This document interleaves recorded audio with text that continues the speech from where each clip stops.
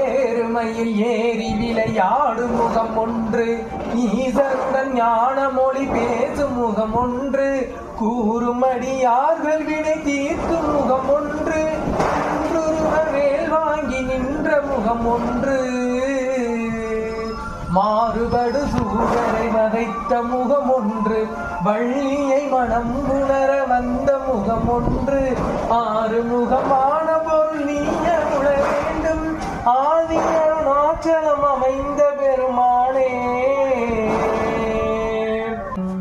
ஓம் தத்புருஷாய வித்மஹே மகாசேனாய தீமஹே தன்னோ சண்முக பிரச்சோதயாத்.